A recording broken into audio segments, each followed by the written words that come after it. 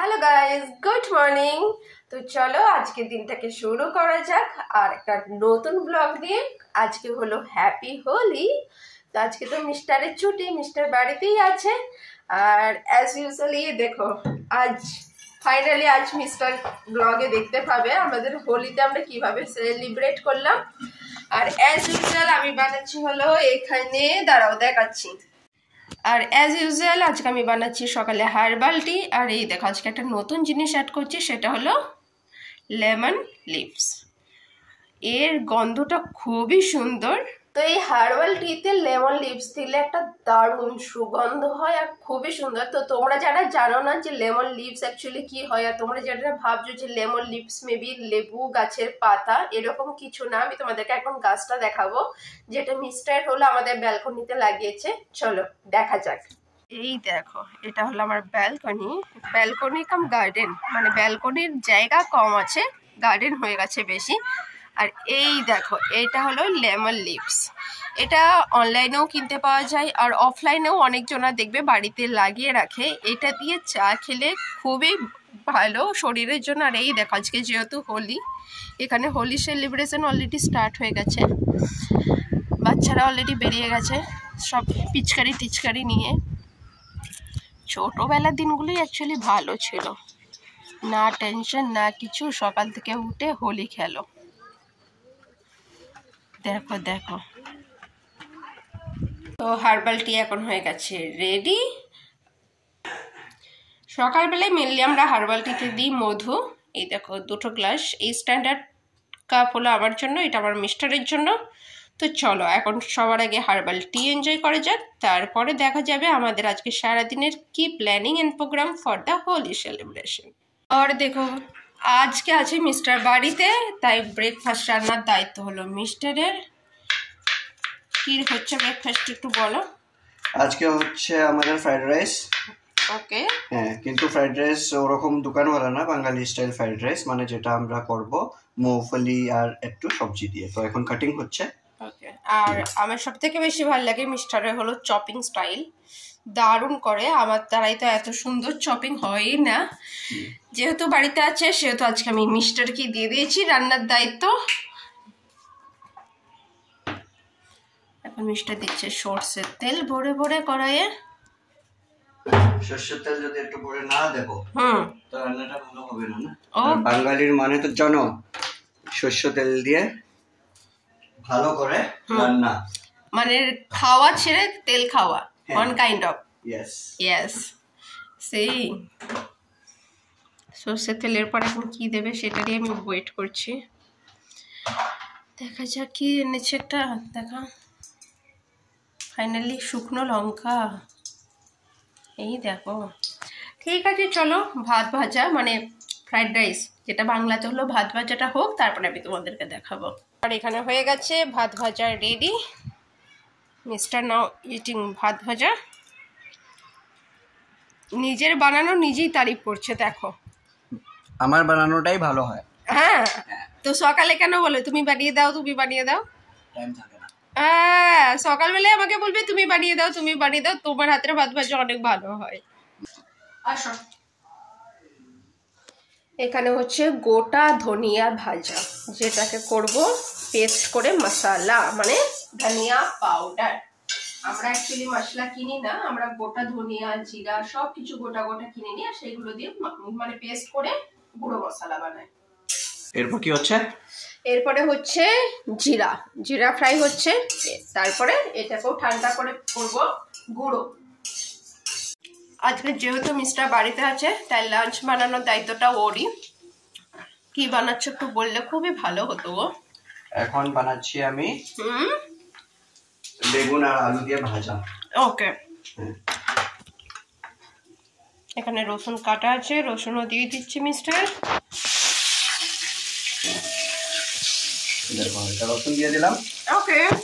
রসুন পূরণ হওয়ার পর কি হবে, তুমি যদি একটু হলুদটা দিয়ে দাও না, এটা হলুদ যদি আগে দিয়ে দাও তো কি হবে, তুমি যখন এখন এই দেখো একটা জাদু দেখাবো। এই যে এখন তুমি এই দেখো, বাংলাতে একটা কথা আছে না, যে রাঁধে সে চুলো বাঁধে, ঠিক এরকম। দেখো রাঁধুনি বলতে পারো, ইলেকট্রিশিয়ান বলতে পারো, টেকনিশিয়ান, এভরিথিং, সাফাই কর্মচারী না, রুম মেইনটেনার, এভরিথিং। অ্যাকচুয়ালি আমাদের পাংখাটা ভালো করে ঘুরছে না। হ্যাঁ, তো আমি করছি কি, এই যে আমাদের রেগুলেটরটা আছে, হ্যাঁ, সেটাকে পাল্টিয়ে চেক করছি যে অসুবিধাটা রেগুলেটরে আছে या পাংখাতে আছে। গুড। তো আমরা এখন ক্রস করছি হলো ফ্ল্যাগ পয়েন্ট, আর আমরা যাচ্ছি হলো কার্ভিনস কোভ বিচ হোলি সেলিব্রেশন করার জন্য, কারণ ওখানে খুব ভালোভাবে হোলি সেলিব্রেশন হয়।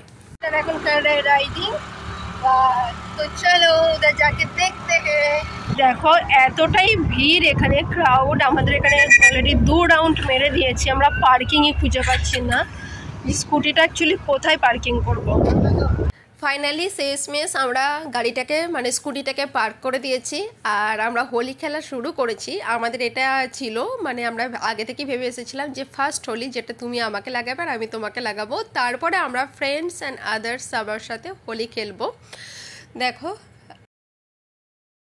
আর গাইস ভিড় দেখো শুধু। মিস্টারকে দেখো, মিস্টারকে। এদিকে আসো, এদিকে আসো।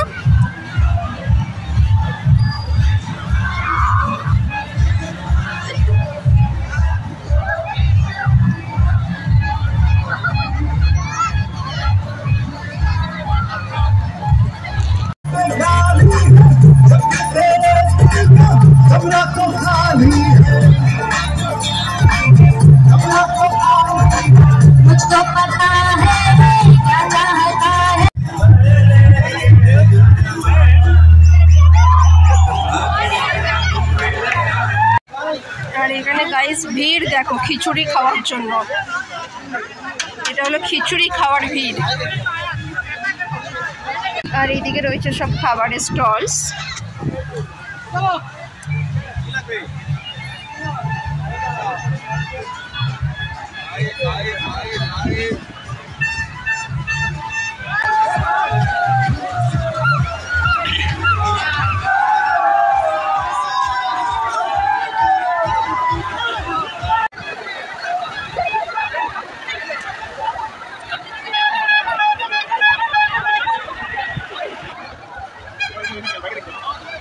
আমরা অলরেডি বাড়ি থেকে ওয়ান কাইন্ড অফ লাঞ্চ করেই এসেছিলাম, তাও এখানে এসে খাবারের স্টল এত দেখে জিভে তো জল আসবেই।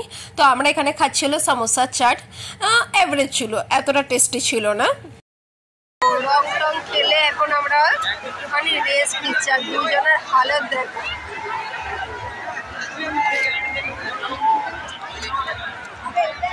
চিনতে পারছো?